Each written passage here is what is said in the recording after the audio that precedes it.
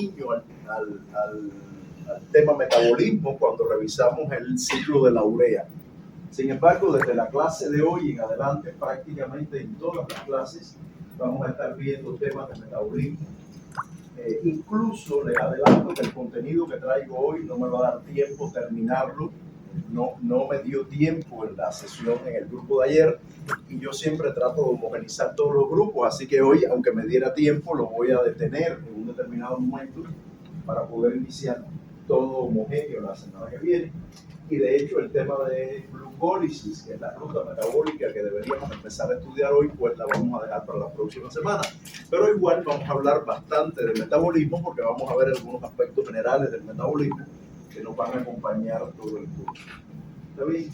Entonces, para cerrar el contenido anterior, vamos a revisar el cuestionario como siempre hacemos. Y con esto dejamos zanjado lo que tiene que ver con temas de proteínas. Recuerden que este tema de proteínas se va a evaluar nuevamente en el examen parcial. No todo el contenido, obviamente, algunos de esos contenidos, especialmente temas relacionados con inhibidores de actividad enzimática y temas relacionados con el ciclo de la urea, etcétera, que no fue al examen S1, así que toca evaluarlo en el parcial. Incluso hay temas del examen S1 que yo voy a retomar en el parcial, como lo que tiene que ver con cinética enzimática, que fue una de las preguntas más débiles, digamos, en el S1, y por lo tanto lo voy a retomar en el parcial. ¿Está bien? De manera que al parcial va lo que ya hemos revisado, menos el tema del agua, eso no creo que yo lo vaya a volver a poner en el parcial, pero esencialmente lo que hemos estudiado de proteínas y la clase de hoy y la próxima sobre metabolismo de glucosa, en general el tema de carbohidratos. ¿Correcto? Entonces, bueno, sin más dilación, voy a pasar a revisar el cuestionario. Como siempre, he escogido acá el cuestionario de un alumno que tiene el máximo de calificación, Liz Andrea Granados. ¿Está aquí? Correcto.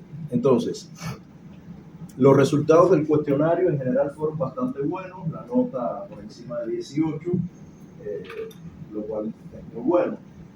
Las preguntas eran las siguientes. La digestión de proteínas se lleva a cabo gracias a la activación de zimógenos, eso es verdad. Zimógenos en el estómago y en el intestino delgado son muy importantes para la digestión de proteínas. Los del estómago, la pepsina o pepsinógeno, se genera en el propio estómago, mientras que la tripsina, la quimiotripsina se sintetizan como zimógenos en el páncreas. Bueno, total, la pregunta dice qué mecanismo se emplea para activar al pepsinógeno, o sea, en el estómago. Las opciones eran activación por modificaciones covalentes. No es el caso, por cierto, hoy en el seminario vamos a hablar de qué son esas modificaciones covalentes que regulan la actividad enzimática. En el caso del pepsinógeno no se activa por modulaciones covalentes. La otra opción tiene que ver con hidrólisis de ATP, tampoco es el caso. Activación proteolítica por la acción del bicarbonato, todo lo contrario, el bicarbonato no es precisamente lo que más abunda en el estómago, lo que más abunda es el ácido clorhídrico, que es justamente el que le confiere el nivel ácido al estómago y es el que activa al pepsinógeno y lo convierte en pepsina.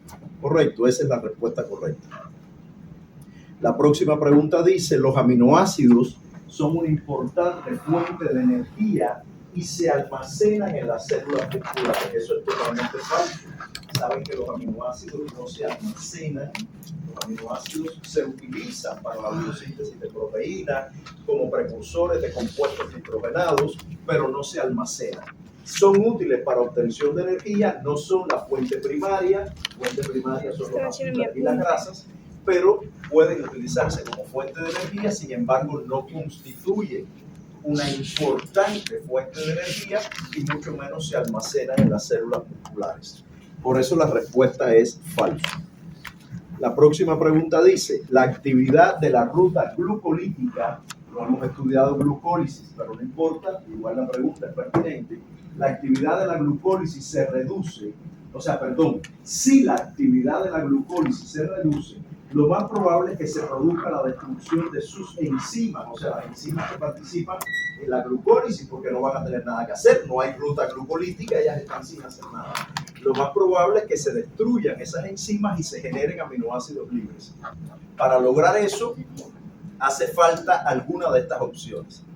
Ubiquitinar, sí, hay que ubiquitinarla para que sea destruida, pero no hace falta la pepsina, porque la pepsina tiene que ver con el estómago, con la digestión, no con el recambio de proteínas de la glucólisis ni de ninguna ruta metabólica.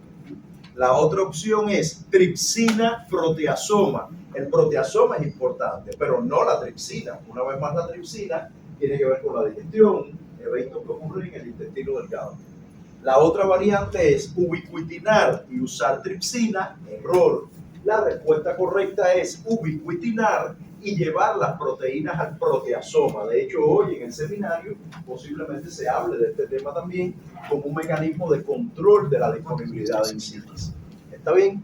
Y la última pregunta dice, el catabolismo molecular de aminoácidos durante un ejercicio físico intenso puede incrementar los niveles de urea. Obviamente, si usted hace catabolismo de aminoácidos, los grupos aminos tienen que encontrar un destino, y ese destino es el ciclo de la urea, y además puede aumentar los niveles de alanina. También puede aumentar el ácido glutámico y la glutamina. Recuerden que ácido glutámico, alanina y glutamina son aminoácidos que transfieren los grupos aminos de los diferentes tejidos hacia qué órgano, hacia el hígado, que es donde ocurre el ciclo de la urea. Perfecto. Entonces, esta es la respuesta correcta, urea y alanina.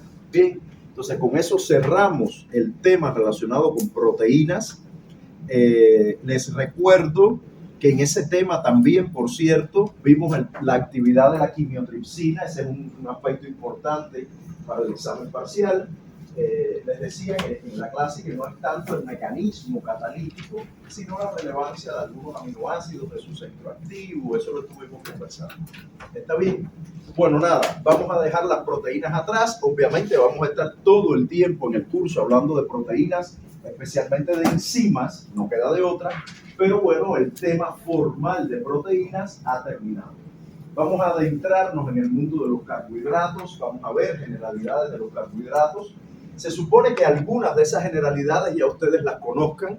Prácticamente vengo a recordar algunos temas de carbohidratos y después meternos en el metabolismo de la glucosa, que como les adelanté no nos va a dar tiempo a hacer todo lo que traigo acá, pero al menos presentar los aspectos más generales del metabolismo. Para comenzar, me gustaría que ustedes me respondieran esta pregunta. ¿Qué semejanzas y diferencias hay entre glucosa, sacarosa, glucógeno? Glucosa, sacarosa y glucógeno. La glucosa, a ver, dime, Ruth. Por ejemplo, la sacarosa, el glucógeno, utilizan el monosacárido glucosa. Excelente. Glucógeno y sacarosa contienen glucosa. Y ya adelantaste que la glucosa es un monosacárido. Perfecto. La sacarosa, ¿qué tipo de azúcar es? Disacárido. Contiene glucosa y ¿qué más? Y fructosa, efectivamente. Y en el caso del glucógeno, contiene solo glucosa, ¿sí o no? Por lo tanto, ¿qué nombre recibe el glucógeno? ¿Pero de qué tipo? ¿Homo o hetero? Homo polisacárido, porque solo está formado por un tipo de azúcar, un tipo de monosacárido que es la glucosa. Excelente. El glucógeno, y ya por ahí voy a aprovechar y voy a hacer otras preguntitas, el glucógeno sería un carbohidrato que actúa como reserva energética o más bien de estructura. Reserva energética. Esa reserva energética es para todo tipo de células. ¿En qué células hay glucógeno? En animales. En células animales. En las células vegetales, ¿qué tipo de reserva hay? No, almidón. El almidón es el equivalente al glucógeno en células vegetales. Y cuando hablamos de animales ya superiores, y pensamos en glucógeno, ¿qué células específicamente contienen glucógeno? ¿En qué células se fabrica glucógeno? En el hígado y en los músculos. Muy bien, en las células hepáticas y en las células musculares hay glucógeno. Efectivamente, en el resto de las células del organismo no se fabrica glucógeno. Solo hígado y células musculares. Los hepatocitos son las células donde más glucógeno hay, de hecho, pero como hay tantas células musculares, a la larga la cantidad de glucógeno en los músculos es mayor. Pero si miramos célula a célula, los hepatocitos son los que más tienen. Unas preguntitas todavía más específicas. Si nos concentramos en la glucosa, en base al número de carbonos de la glucosa, ¿qué nombre recibiría? En base al número de carbonos, te van a odiar, Ruth, dime. Dímelo, no, es una broma, dímelo.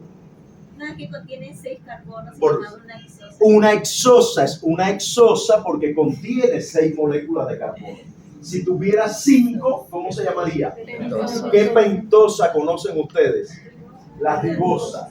Excelente. La ribosa es una pentosa. Aquellos que están escuchando las respuestas y que no saben de lo que se habla, no importa, porque toda la primera parte de la clase es reordenando este conocimiento. Así que aquellos que dicen, ay Dios mío, ¿esto qué cosa es? Yo no me acuerdo de nada, no importa, lo vamos a ver ahora. ¿Está bien?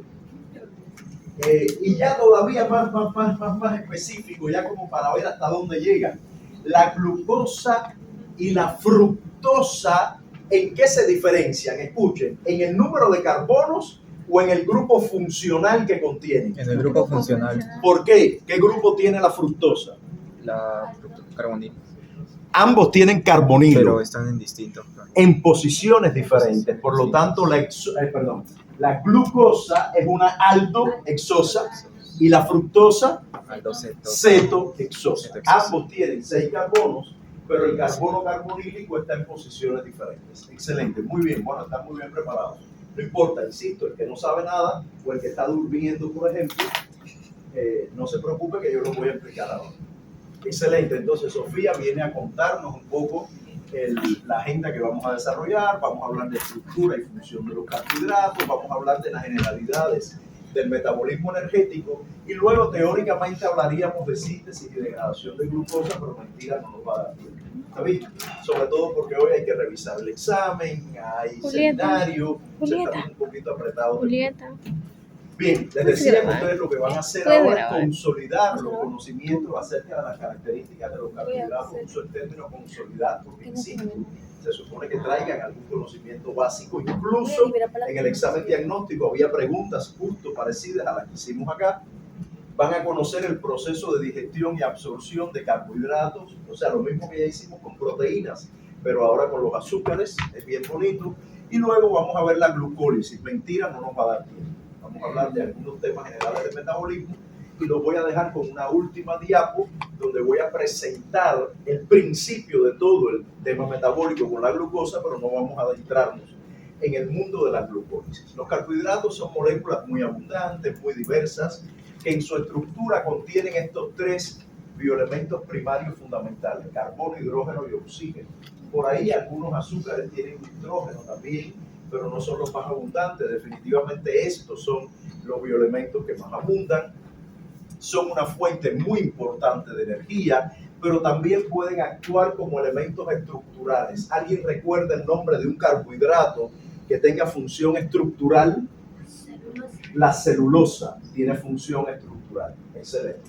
La celulosa. Además, participan en el reconocimiento de células, la interacción entre células. Saben que las células tienen en el exterior, en la membrana plasmática, como una especie de adorno lleno de azúcares que se llaman glucocálix y que es fundamental para la interacción con otras células, la activación de receptores. Y luego viene esto de la clasificación de los azúcares, que es bien diversa y que depende del número de unidades monoméricas que posean, de la cantidad de carbonos que tenga el monómero, de las características del grupo químico que tenga el monómero. O sea, hay muchos aspectos que vamos a revisar hoy y que permiten caracterizar a los azúcares.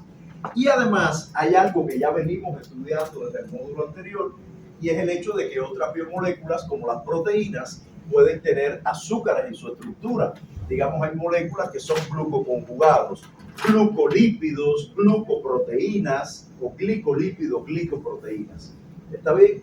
De ese tema ya hablamos y habíamos visto que los azúcares podían ser grupo prostético de algunas proteínas, cuando son glicoproteínas. Una característica que muchos reconocen en los carbohidratos es su poder edulcorante. Realmente el poder edulcorante es muy diverso, muy variable, quiero decir. Si asumimos a la sacarosa como un poder edulcorante de 100 como referencia, pues la fructosa es incluso más dulce. Muchos frutos lo que tienen es fructosa, en su contenido de azúcares, abunda la fructosa, mientras que la glucosa solita realmente es menos dulce, menos edulcorante, que la sacarosa, la maltosa menos y la lactosa mucho menos. Por eso cuando hacemos leche casi siempre le ponemos un poquito de azúcar. Bien, de hecho, si ustedes se fijan en esta molécula que hay acá, que es una molécula que es un análogo de la sacarosa, aquí está la glucosa y la fructosa, es un análogo de la sacarosa porque contiene unos átomos medio raros de cloro. Realmente ese cloro le da un poder edulcorante muy, muy potente y es lo que se conoce como sucralosa, que es un edulcorante que se usa muchísimo, no solo a nivel, digamos, doméstico, sino también a nivel industrial. Ahora hay una campaña tremenda contra bueno, siempre la ha habido, pero últimamente ha ganado mucha fuerza, porque se ha encontrado algún nivel de relación entre edulcorantes y carcinogénesis, en fin. Ese es un tema que se viene conversando hace mucho tiempo. Estas son propiedades generales entonces de los carbohidratos. En términos de clasificación, vamos a ir viendo cada uno de los aspectos que pueden permitir clasificar los azúcares. Primero, la categoría de monosacáridos. Conocen la glucosa, galactosa, lactosa, solo tienen una unidad monomérica. Los oligosacáridos tienen 2, 3. Ese es el caso de la sacarosa, que ustedes decían que tiene fructosa y glucosa. La lactosa que tiene está formada por ¿qué? La lactosa, glucosa y galactosa es un disacárido también, mientras que maltosa y trealosa están formadas solo por glucosa. Son dos, o sea, son disacáridos, pero ambos tienen glucosa. Después vamos a ver qué lógica hay detrás de que tengan solo glucosa y sin embargo tengan nombres y propiedades diferentes. Hay algo que los hace diferentes. Y por último, los polisacáridos, como el almidón y el glucógeno. Ya vemos que el glucógeno está en células musculares y en células hepáticas, el almidón en células vegetales, y hay otros polisacáridos que son más bien de función estructural, como la quitina o la celulosa, correcto, que no tienen función de almacén de energía. En términos del número de átomos de carbono, la clasificación es muy simple, depende de cuántos carbonos tengan. Si tienen 3, 4, 5, 6, pues tendrán nombres diferentes, o 7 incluso. Cuando estudiemos la ruta pentosa-fosfato, vamos a ver carbohidratos de 7 carbonos, monosacáridos de 7 carbonos, y el nombre que reciben está en concordancia con eso: hexosa, pentosa, triosa si tiene 3, heptosa si tiene 7, correcto. Entonces, dependiendo del número de átomos de carbono, esa será la clasificación que tenga el monosacárido. Por ahí tienen que aprenderse algunos muy elementales, como glucosa, fructosa, galactosa, manosa. Todos son hexosas. Todos son hexosas. ¿Está bien? La otra clasificación tiene que ver con el grupo químico funcional, que ya lo habían mencionado ustedes hace un rato. Los monosacáridos tienen carbono carbonílico, correcto. La diferencia entre el carbono carbonílico y el carboxílico, ¿cuál es? ¿Qué faltaría aquí para que fuera un carbono carboxílico? Hidrógeno. Un oxígeno. Aquí en vez de un hidrógeno debería haber OH. Eso es carbono carboxílico o grupo químico carboxílico. Aquí es grupo carbonilo. Pero el grupo carbonilo, si está en posición terminal, la molécula se comporta como un aldehído. Por eso la glucosa es una aldohexosa. Tiene carbono carbonílico en posición aldehídica, la primera posición, y es una hexosa. Mientras que la fructosa tiene el carbono carbonílico en segunda posición. Por lo tanto, tiene una acción cetónica, se define como una cetona, y por lo tanto la fructosa es una 6 carbonos, cetohexosa. Bien, esto también es importante. Otras aldohexosas son la galactosa, por ejemplo. La galactosa también es una aldohexosa, la manosa es una aldohexosa.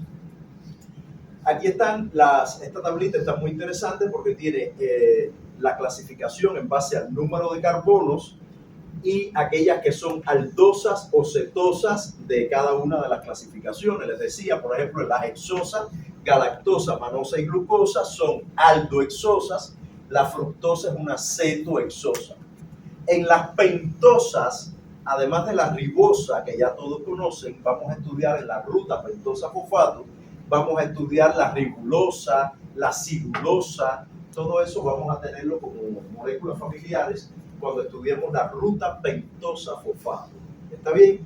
También la pseudoheptulosa, en fin, ya llegará el momento de estudiar todo eso. Y como si no bastara, Dios y Darwin ahorraron muchísimo y dijeron, espérate, ¿qué pentosa es la que vamos a usar para el ARN? La ribosa.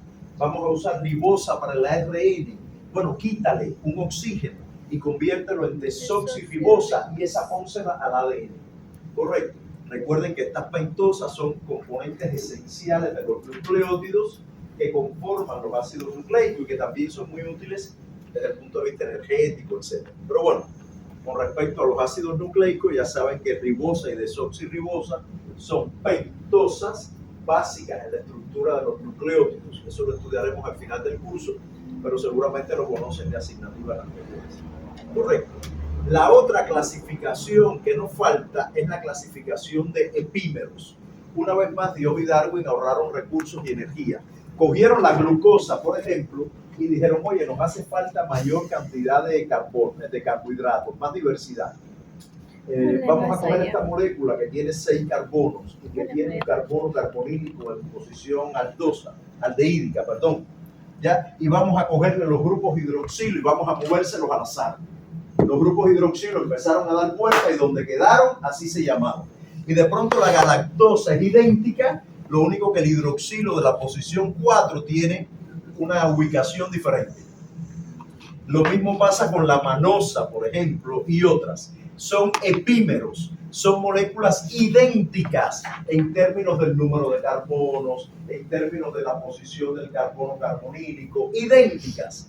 La única diferencia es la ubicación de determinados grupos hidroxilo, que en el plano aquí no se ve muy bien porque está en una posición extendida, pero cuando pongamos los azúcares en forma del anillo del hemiacetal, van a ver que esos hidroxilos pueden quedar por encima o por debajo del plano del monosacárido. Se verá mejor en las próximas imágenes. ¿Está bien? Entonces, hemos visto clasificación en base al número de monómeros, en base al número de carbonos y en base a la posición del carbono carbonílico, y por último hemos visto los epímeros. ¿Cómo se evalúa esto en el examen? Bueno, en el examen yo les voy a hablar de un tema relacionado con metabolismo, que después veremos, que si la persona comió mucho helado con sacarosa y lactosa y De esos disacáridos, ¿cuál contiene epímeros? La lactosa tiene epímeros, porque tiene glucosa y galactosa. De esos disacáridos, ¿cuál tiene una cetohexosa? La sacarosa. Dije lactosa, me equivoqué. La lactosa tiene epímeros. La sacarosa tiene una cetohexosa, porque tiene fructosa. Correcto, esa es la manera en que yo voy a entrar en este tema, en el examen, relacionándolo seguramente con un caso relacionado con metabolismo, etc. Bien, por ahí es que lo voy a ver.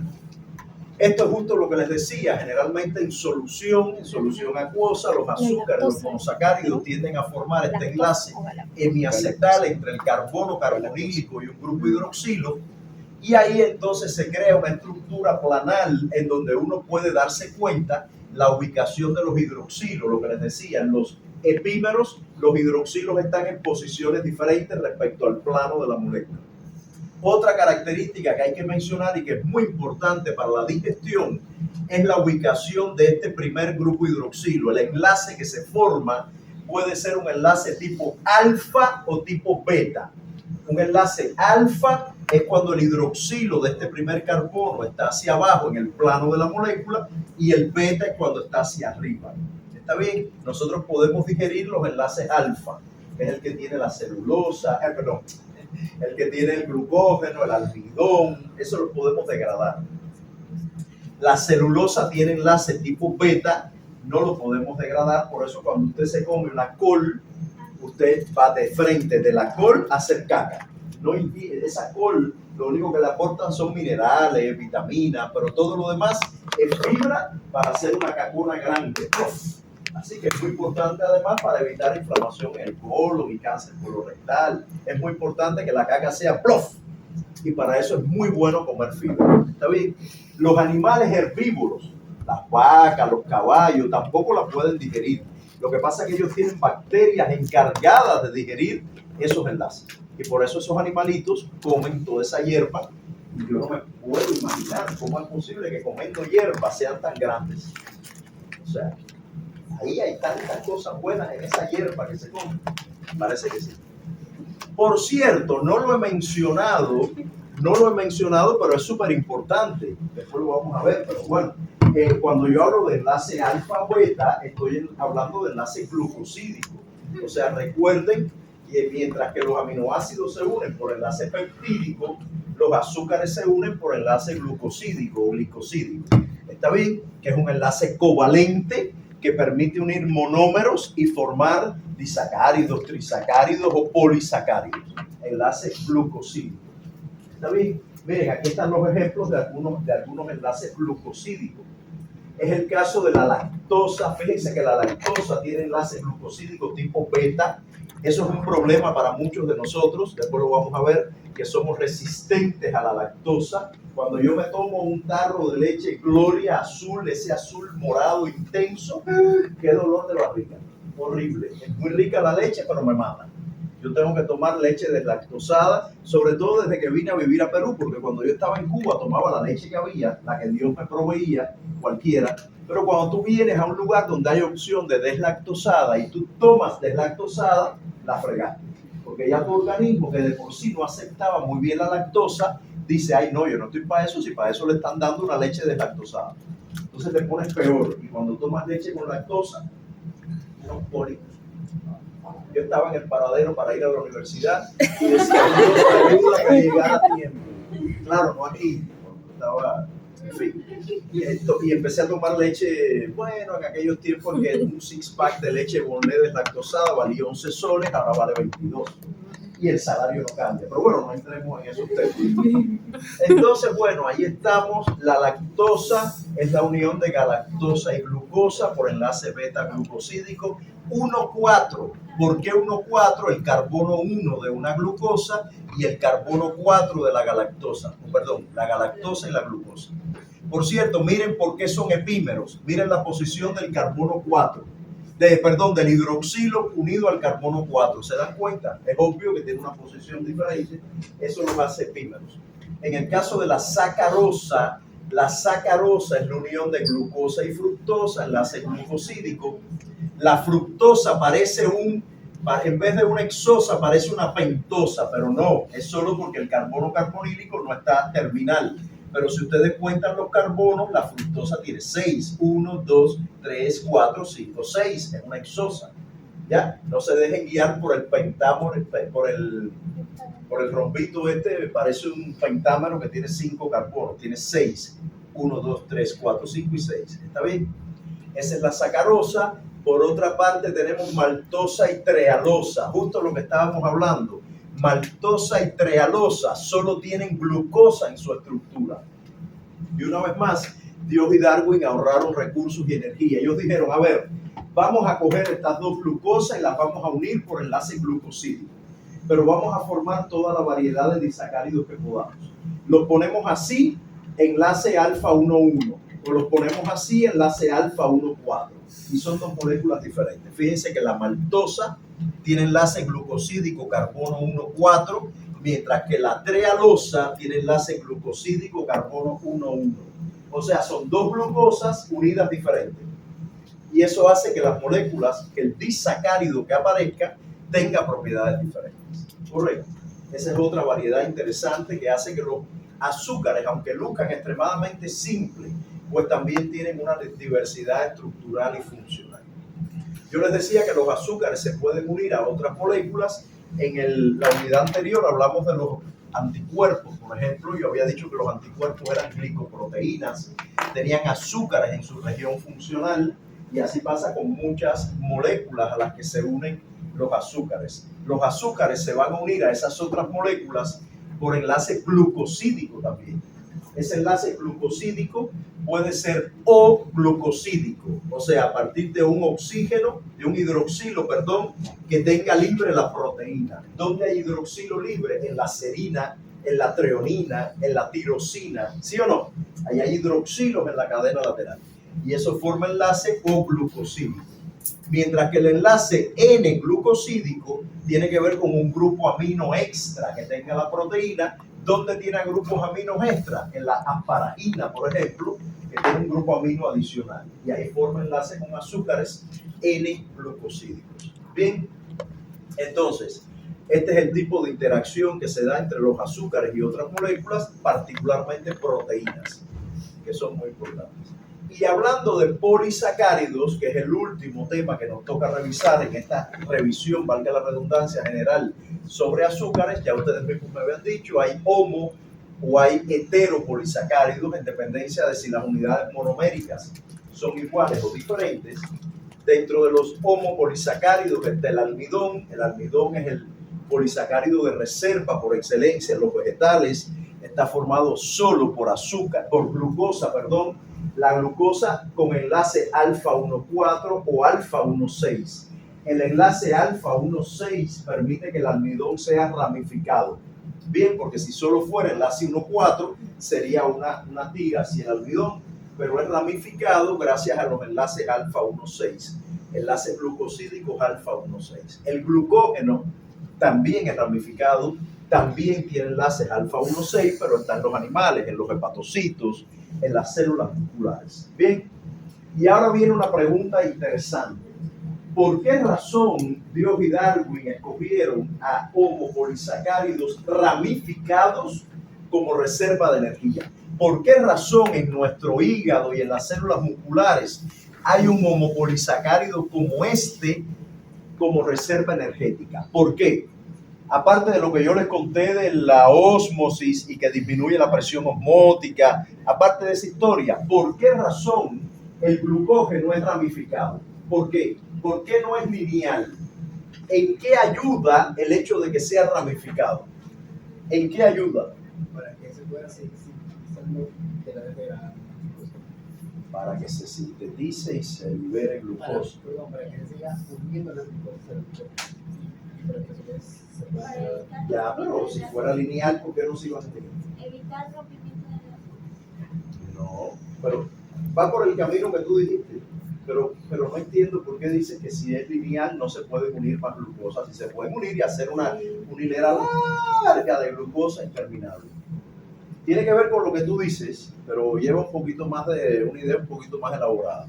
¿Para qué ustedes creen? Imagínense que el almidón, que el glucógeno, o sea, tampoco es una molécula plana, es una bola llena de glucosa. ¿Para qué sería útil que fuera así ramificado? Piensen en para qué sirve el glucógeno. Una bola así, llena de glucosas. ¿Por qué es útil que sea ramificado? Si usted tiene que usar glucógeno para algo, porque no come hace un siglo como yo, y está corriendo de un lado a otro, y está aquí enseñando, necesito glucosa en sangre para estabilizar mis niveles de glucosa y que mi cerebro siga funcionando, yo voy a necesitar glucógeno ya. No puede ser que yo para sacar una glucosa del glucógeno tenga que ir glucosa por glucosa. Si fuera el glucógeno fuera una tira larga, glucosa 1, glucosa 2, glucosa 3 para liberarla, glucosa 4, glucosa 5. Si es una bola así llena de glucosas, las enzimas van a empezar a degradar glucógeno por todos lados. Y en un minuto voy a tener decenas de miles de moléculas de glucosa libres. Si el glucógeno es así, va a empezar las enzimas a degradar glucógeno aquí, toda la vez. Y la bola va a ser... Si es una tira larga, como les digo, es una la glucosa. Es mejor que sea una bolota llena de glucosas y que yo por todos lados, por todas las ramificaciones, saque glucosa. Imagínense un árbol frondoso lleno de hojas. Si usted hace así, lo mueve, suponiendo que sea un arbusto movible, si usted hace así, de un segundo se deshojan un montón de hojitas. Cuando usted hace así, se caen hojas de todos lados. Correcto, eso pasa con el glucógeno.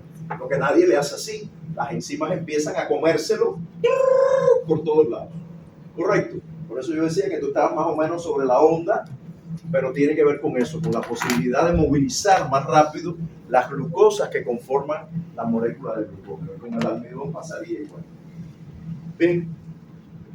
Miren, esto sería el caso de las al revés, lo que tiene que ver con función estructural. Fíjense que la celulosa también es glucosa pura, es un homopolisacárido igual, pero tiene una función estructural y ahí sí justamente es como una soga.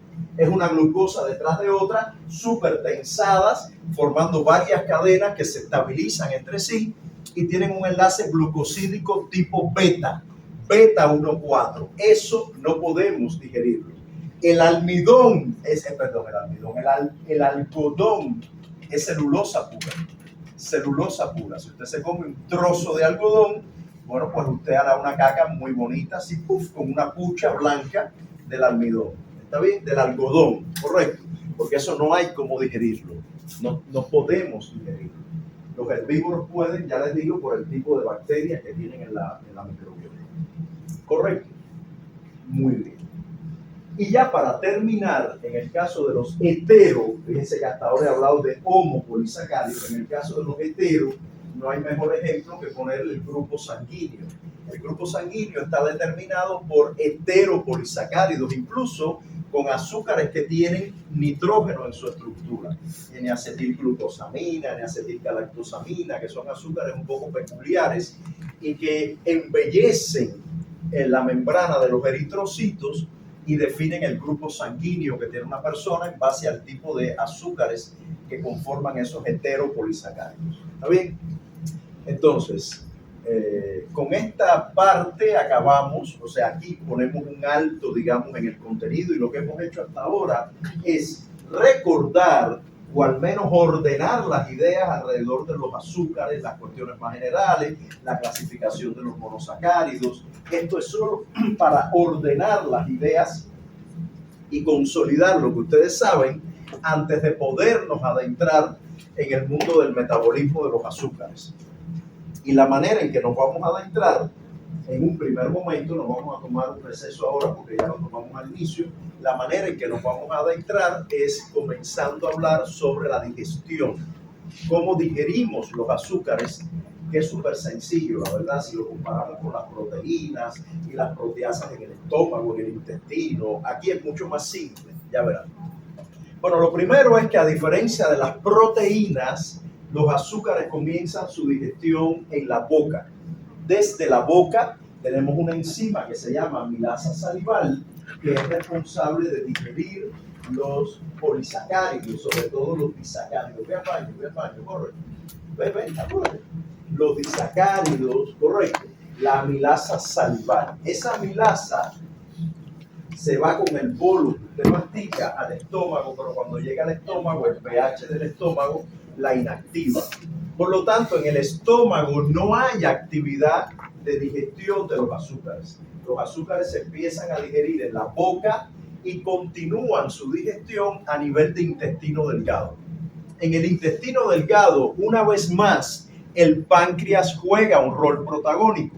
En este caso, produciendo una enzima que se llama amilasa pancreática. Ya saben que el páncreas tiene un rol endocrino y exocrino. Endocrino, hormonas. Exocrino son proteínas que tienen que ver con la digestión. Ya aprendimos sobre las proteasas. Ahora la que toca ver es la amilasa, que es una enzima que rompe enlaces glucosídicos a nivel de intestino delgado. Enlaces glucosídicos. Bien, entonces una vez que ocurre la degradación total de los disacáridos, trisacáridos, los polisacáridos, pues ellos pueden pasar a las células del epitelio intestinal y de ahí movilizarse a la sangre. ¿Está bien? Entonces, aquí está de manera muy esquematizada el proceso de digestión de los azúcares, que como les decía, comienza en la boca por actividad de la amilasa salival. En el estómago no pasa nada porque el ácido clorhídrico acaba con la actividad de la amilasa y se recupera en el intestino por acción de la amilasa pancreática. Una vez que se liberan los monosacáridos, ingresan a las células del epitelio intestinal y de ahí pasan a la sangre para poder ser distribuidos en todo el organismo. Este transporte de la luz del intestino a las células epiteliales y de ellas a la sangre es un transporte que incluye dos tipos de mecanismos. Uno que es llamado mecanismo pasivo facilitado, transporte pasivo facilitado. ¿Qué significa que sea pasivo? Sin gasto de energía. No hay gasto de energía porque las moléculas se mueven a favor de su gradiente de concentración, de donde hay más a donde hay menos. ¿Y por qué facilitado? ¿Qué significa que sea pasivo pero facilitado? Por un canal. Por un canal. Por un canal. Necesita una proteína que actúe como una compuerta que se abra para que por ahí fluyan las moléculas. Excelente. Ese es el caso de los GLUTs. Los GLUTs, que son diversas moléculas que funcionan, me gustó el término que usaste, como un canal para permitir el paso de los azúcares a favor de su gradiente. ¿Está bien? Los GLUTs, hay varios, GLUT 1, 2, 3, 4, que se expresan en diferentes tipos de tejidos. Y adicionalmente, igual que pasaba con los aminoácidos, hay un tipo de transporte activo secundario. ¿Recuerdan con los aminoácidos cuál era el mediador de ese transporte activo secundario? ¿Cuál era el ion que ayudaba a mover aminoácidos? El sodio. Aquí pasa lo mismo. Hay unos canales, voy a usar otra vez el término, que permiten el flujo a la misma vez del sodio y de los azúcares. ¿Está bien? Esos tipos de receptores se llaman SGLT. Hay SGLT1, SGLT2. Son canales que cuando se abren, el sodio se mueve a favor de su gradiente y arrastra la glucosa. ¿Está bien? Recuerden que es un transporte activo secundario porque primero hubo que gastar ATP en crear el gradiente de sodio. Primero hubo que crear gradiente de sodio, o sea, la bomba sodio-potasio gasta ATP expulsando sodio al exterior y este gradiente de sodio regresa a la célula, ese sodio, regresa a favor del gradiente y arrastra glucosa o monosacáridos en general. ¿Está bien? Y bueno, también los transportes GLUTs permiten sacar los monosacáridos a la sangre. Correcto. Es esto que aparece acá, o sea, por ejemplo, los GLUTs son un tipo de transporte tipo uniporte, solo pasa el monosacárido por ahí, se abre la compuerta y el monosacárido fluye a favor del gradiente. Y como cotransporte estaría la bomba sodio-potasio, por ejemplo, que es un antiporte donde las moléculas se mueven en sentido contrario, o el sinporte, como el caso del SGLT. Es sinporte porque dos moléculas se mueven juntas en la misma dirección, sodio y monosacáridos. ¿Está bien?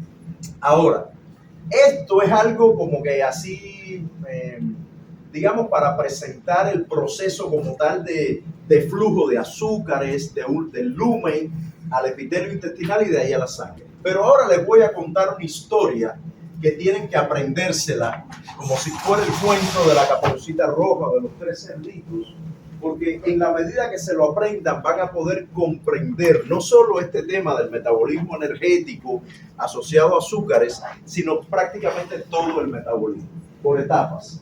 Sobre todo pero esto lo van a poder integrar con el resto del metabolismo. Miren, imagínense que ahora yo coja un tupper no, ¿cómo le dicen ustedes a los potes de helado? Tupper, de helado. Pote. Un pote es un pote. Un pote es un envase, un pote de helado, de 1 litro de helado. Siviero María, si ven Siviero María, está muy bueno.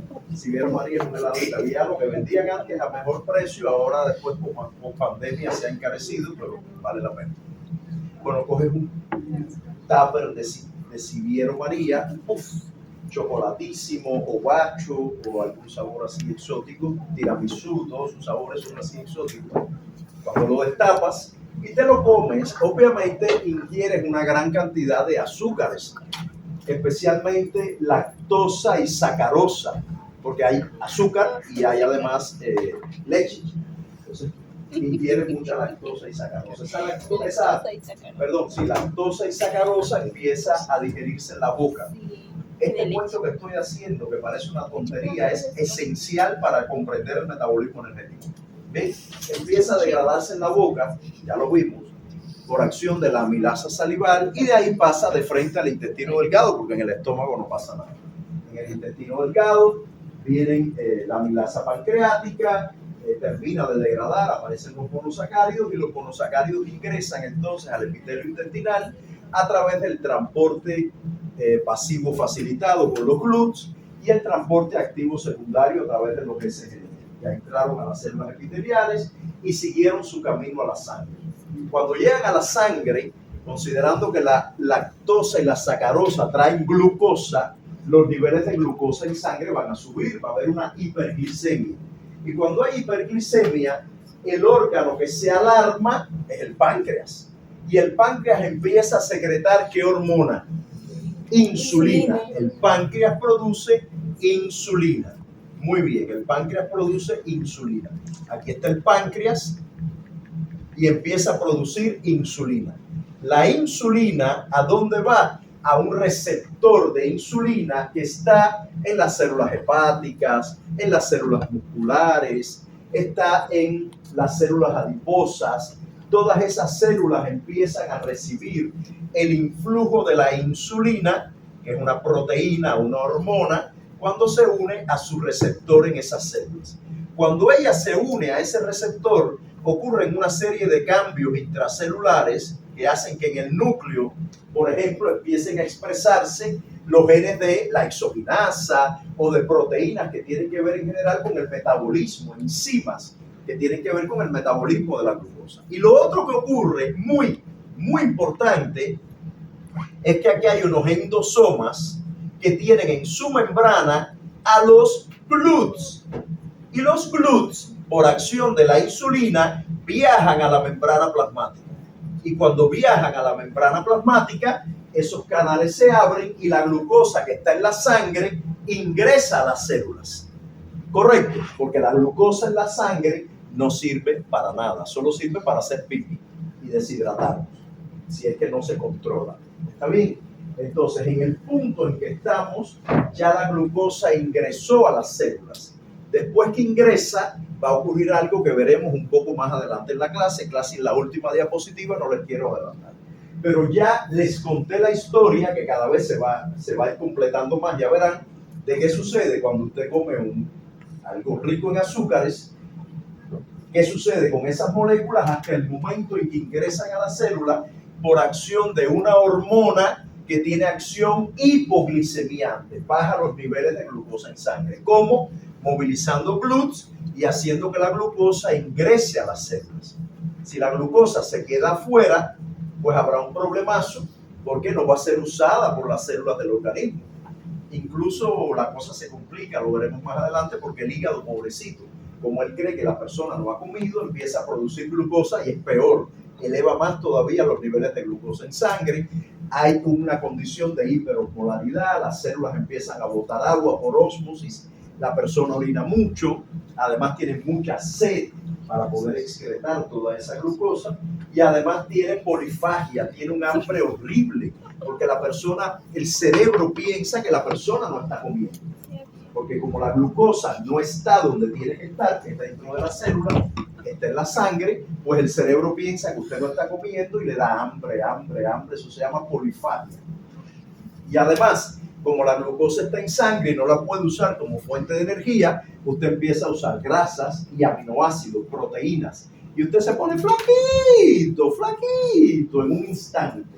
En cuestión de semanas se pone flaquito, correcto, porque empieza a consumir otras fuentes de energía.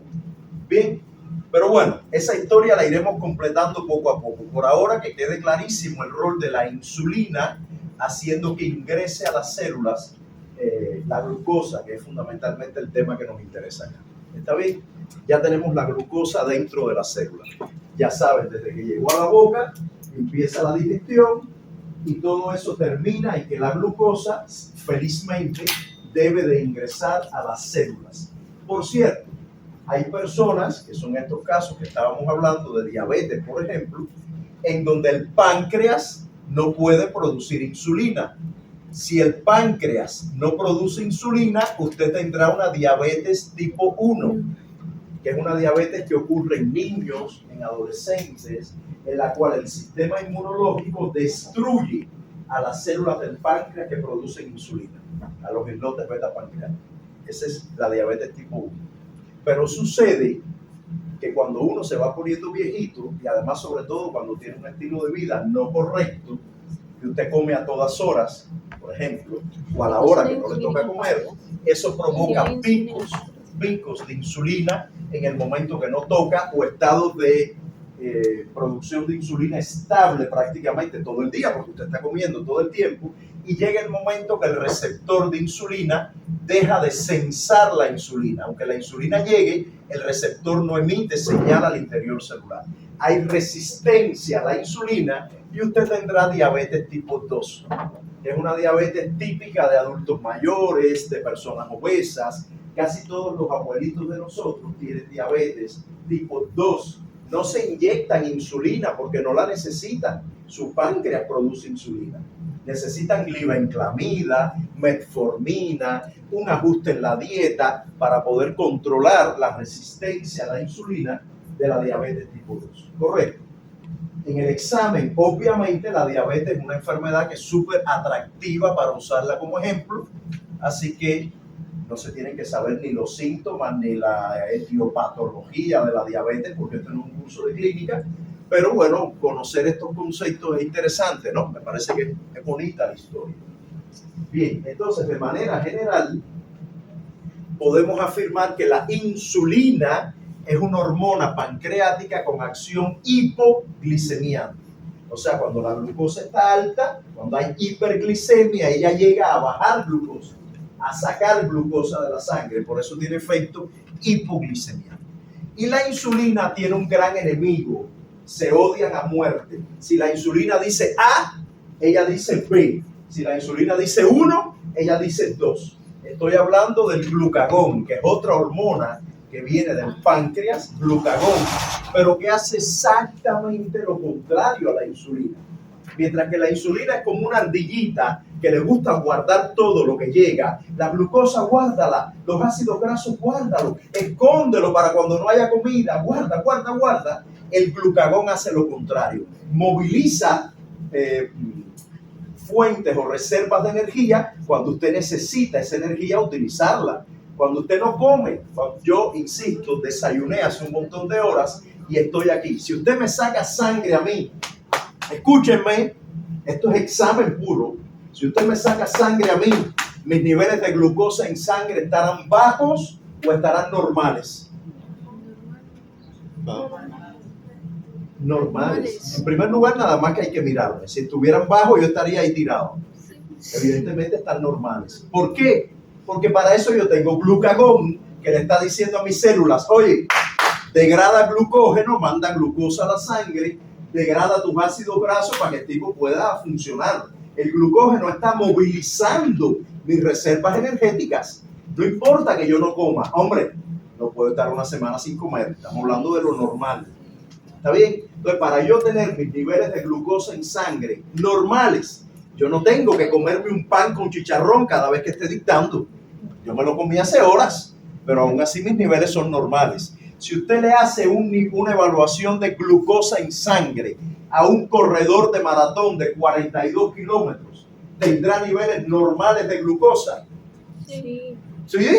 Y a los futbolistas después de correr hora y media también. Los niveles son normales, a no ser que la persona tenga un problema. Pero si no, tiene niveles normales, en el mínimo normal, lo tiene. Porque para eso tiene hígado, que fabrica glucosa. Y para eso tiene glucógeno, y para eso moviliza grasas, y fabrica glucosa si hace falta. Y para eso ocurre el ciclo alanina-glucosa de la semana pasada, en el que los músculos cogen la alanina y le dicen al hígado, coge los carbonos, fabrícame glucosa, por favor. Y el hígado fabrica glucosa, hace gluconeogénesis, que lo vamos a ver más adelante. Bien, otras hormonas como el glucagón hiperglicemiante, o sea que sacan azúcar para la sangre, es el caso de la adrenalina. La adrenalina. ¿Por qué la adrenalina será hiperglicemiante? ¿Para qué sirve la adrenalina? ¿Para qué sirve? ¿A qué le suena adrenalina? A estrés, a correr, corre que el tipo viene atrás, corre. Cuando la época de los mamuts, usted corría delante del mamut. Ahora usted corre delante de un camión que le va a pasar por arriba. Corre. Y para eso usted produce adrenalina, que moviliza sus reservas para que el cerebro esté activo. Tal vez por eso cuando uno está estresado le va mejor en un examen. Cuando es un estrés mínimo, usted necesita tener un poquito de estrés para que le vaya bien en el examen, para la clase, porque ese estrés mantiene el cerebro activo, porque la adrenalina libera estos tipos de nutrientes de reserva y le mantiene el cerebro muy despierto y para que el corazón tenga energía para funcionar. ¿Está bien? Entonces, la adrenalina es muy importante y tiene una acción hiperglicemiante, igual que el glucagón. Correcto. Este gráfico que aparece acá es súper bonito. Yo lo usé por primera vez el semestre pasado y me gustó mucho cuando lo vi. Aquí están los 3 momentos en que alguien normal come, no yo, alguien normal come en 3 momentos: desayuno, estos son horas del día, desayuno, almuerzo y la cena, que aquí está sobre las 5 o 6, un poco temprano. Bueno, cuando esa persona come, obviamente lo que ocurre por efecto de la glucosa postprandial, como le llaman, no sé por qué pusieron ese nombre tan difícil, es que empiezan a haber picos de insulina. Los picos de insulina coinciden con el momento en que usted come. O sea, dentro de un ratito tú vas a tener un pico de insulina, si no es que lo tiene ya, porque voy comiendo algo. ¡Pum! La insulina se dispara. Pero miren qué interesante, en el momento que se dispara la insulina, el glucagón disminuye, porque el páncreas produce o insulina o glucagón, los dos a la vez no. ¿Cuándo se produce glucagón? Cuando usted no come. En el momento en que usted no está comiendo, usted lo que tiene es glucagón para poder movilizar las reservas de energía. ¿Está bien? Ahí viene el problema que yo les decía. Si usted hace como yo, que a las 11 y pico de la noche, ya yo no lo hago, pero lo hacía, yo decía, ay, qué sueño tengo, me voy a hacer un pancito con mantequilla para despertar. Cuando usted se come el pancito con mantequilla a las 11, la insulina se le pone en el cielo. Entonces, de pronto, si usted come todo el día, la insulina no es picos, la insulina es estable.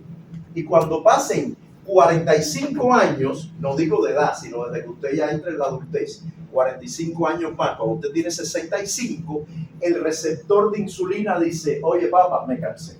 Hace 45 años que tú tienes insulina, ya yo no puedo más. Me hago resistente a la insulina, aunque la insulina venga, yo no le hago caso, y me diagnostican diabetes tipo 2. ¿Está bien? Entonces, ese pico estable de insulina provoca lo que la gente comúnmente dice, se quemó el receptor, se quemó, es que no es sensible a la insulina. Cuando llega la insulina, él no transmite señal y es como que la insulina no está funcionando. ¿Está bien? Por cierto, también pasa con el páncreas. ¿Qué sucede con el páncreas? Cuando usted tiene diabetes tipo 2 ya declarada, cuando el receptor de insulina dice no trabajo más, el páncreas, pobrecito, no lo sabe y él sigue produciendo insulina. Y usted toma glibenclamida, metformina y él sigue produciendo insulina, que no sirve para nada, sigue produciendo. Cuando pasan 10 años de la diabetes tipo 2, el páncreas dice, óyeme, yo también me cansé. Y ahí empieza el diabético tipo 2 a ponerse insulina, porque el diabético tipo 2 sí va a necesitar insulina si de pronto está vivo a los 80 años, porque llega el momento que el páncreas dice, ya, hasta aquí. Está bien, entonces es una enfermedad que puede evolucionar si la persona no se cuida o, bueno, cuando llega a una avanzada edad, usted no le va a decir a un viejito 80 años que corra una... Ve al parque a correr, no, mijo, ya yo lo que me quiero es morir. Entonces, bueno, llega el momento que el páncreas ya no funciona adecuadamente. ¿Está bien? Muy bien. Entonces, dicho esto, creo que terminamos acá. Ah, no, falta una diapo más con lo relacionado con este tema de las hormonas y todo lo de la digestión que hemos estado viendo. Y es solo para, bueno, resaltar algo que ya hemos comentado, ¿no? O sea, las células beta pancreáticas, las beta producen insulina cuando hay hiperglicemia para que la insulina disminuya la presencia de glucosa en sangre. Ella favorece que en el hígado haya glucogénesis, que se fabrique glucógeno y que en el tejido adiposo se fabrique grasa. Por cierto, los carbonos de la glucosa van a terminar en ácidos grasos si usted come demasiado. Ay, pero mira que yo no como nada frito, no me como una fritura en la calle, no frío nada en la casa, ni un platanito, no me como ni las ni canchita, iba a decir rosita de maíz, que es como le decimos a la canchita en Cuba, rosita de maíz o canchita, lo que sea. No como nada de eso. Y mira qué gordura yo tengo. A mí lo que sí me gusta es el flan, la mazamorra. Yo con eso sí. Grasas no. Bueno, hijos, que esos carbonos de la glucosa van a formar la grasa que tienes aquí.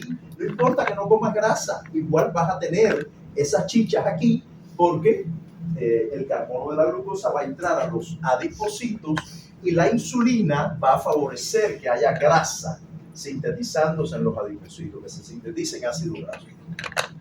El glucagón, ya saben, hace lo contrario, induce al hígado a degradar glucógeno, a fabricar glucosa, y en el tejido adiposo, cuando estudiaremos ácidos grasos, verán que el glucagón favorece la degradación de los triglicéridos para que los ácidos grasos viajen a las células y se utilicen como fuente de energía.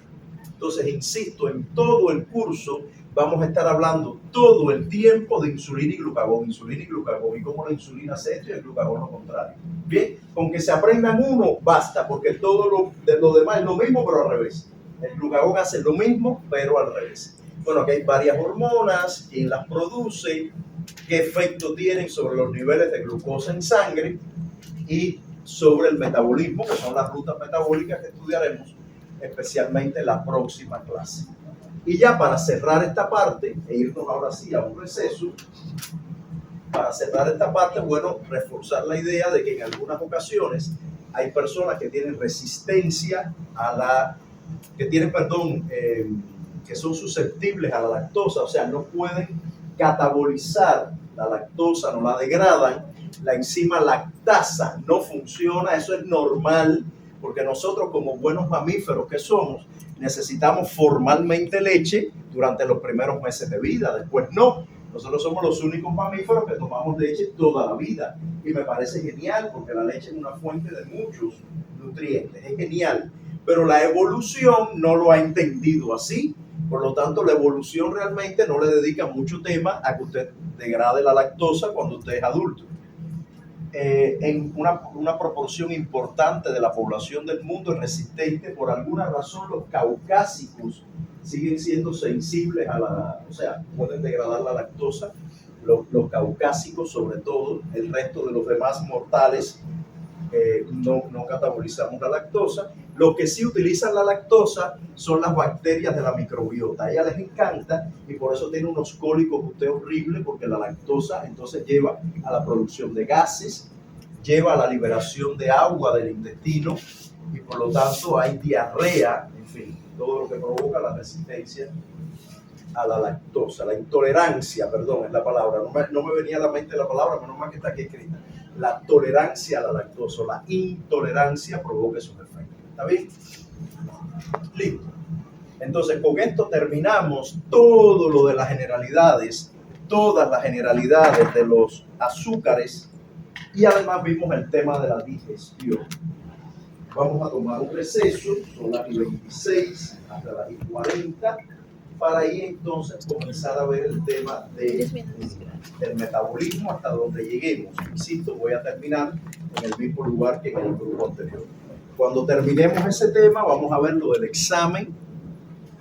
Y cuando terminemos el examen, a las 5 de la tarde, debemos empezar el seminario. El seminario sobre estrategias regulatorias. Hay algunos temas de estrategias regulatorias que ya hemos visto en clase.